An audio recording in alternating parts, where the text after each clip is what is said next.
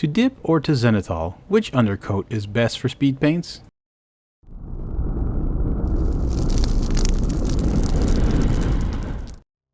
Hey everybody, welcome back to the channel, and don't forget to check out Boutique FDB, also located at their new store.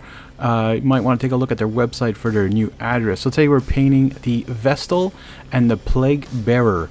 The Plague Bearer here was primed with black and then given a white zenithal highlight, whereas the Vestal here, she was primed in white and given a dark dip from Vallejo.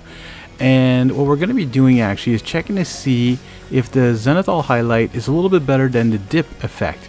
And as you can see on the dip effect, so what it is you're going to dip this in the wash. You can use a tone if you want, but I find that these Vallejo dipping washes really go on nice and thick. They do take forever to dry, however.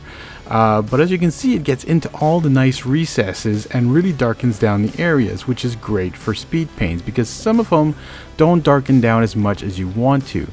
Now on the Plague Bearer, what I did is actually set a zenithal highlight on this guy, and so you can see that it goes from lighter to darker as you go down below. Now I didn't do a great zenithal on this guy. Actually, I could have done a little bit better. I think I hit a little too much of the black on it, like hit it a bit much, but it's still giving you a nice light and shadow effect. And I know I'm not saying every color that I'm using to paint, but you can see them on the screen, and anyways, they're pretty self-explanatory colors as well. Well, sort of. I mean, they're all speed paints. That's all you need to know, pretty much. And so I'm trying pretty much the same colors on the two miniatures. And in the end, we're going to see if it's worth doing the zenithal or is it worth doing the dip. Now, zenithal is a little bit more time-consuming in the fact that you've got to be a little bit more precise with how your white comes in. Now, I'm going to be doing a video coming up real soon. Exactly slap chop versus zenithal, the pros and cons. So keep an eye out for that video. And I'm really going to show you my trick for zenithal highlighting. And on here with the dip, you just dip it in this wash. However, it takes I'd say a good 24 hours to dry. And you want to soak up a lot of the excess stuff with like a makeup sponge or something, because there's way too much pooling in this. But as you can see, just the face, whenever I put that peachy flesh on, I find the eyes just got a big shadow on them. All the crevices got really covered up really nice with the dark. You can see the mouth outline there really well.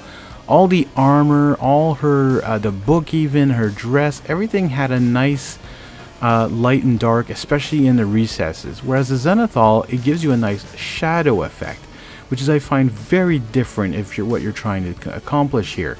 So if you're trying to show that light is coming from a certain area, usually from above, you can do it from any angle you want really, but you just got to make sure you do a little bit of zenithal on the rest of the miniature at the same time.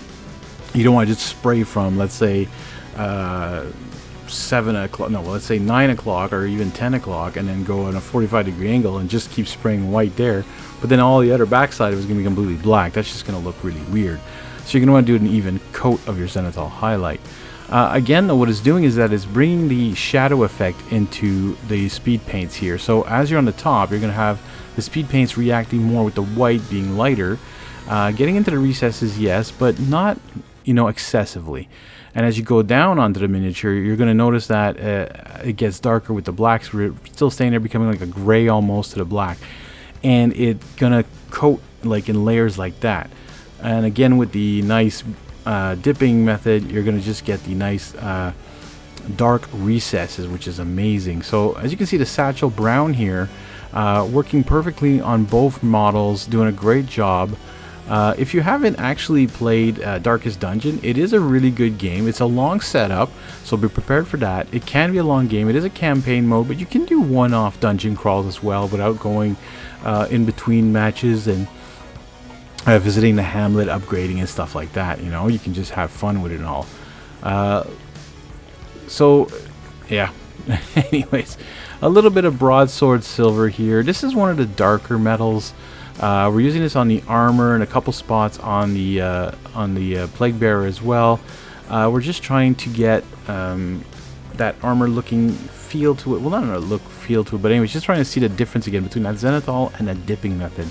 And this one is the one metallic that does a great shading effect. It does a good contrast between light and dark, especially in the light and dark areas.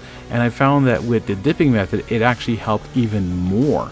Like, it really brought the recesses darker, and it kept that lighter area lighter as well. Just quickly on the plague bearer here, I'm just putting on some on the glasses here a bit, and on that knife he's holding, and then pretty much going to be finishing off this miniature with a little bit of Gauss green, which is an air fluo paint from Army Painter, so it's an air paint. Putting this on the bottle he's holding, and there you go. Which one do you like better? The left one, which is the plague bearer, which was Zenithal highlighted, or the right one, which was dipped? Let me know in the comments below. I hope you enjoyed this video. Hit that like button, and if you're new to the channel, hit that subscribe button, and we'll see you all in the next one.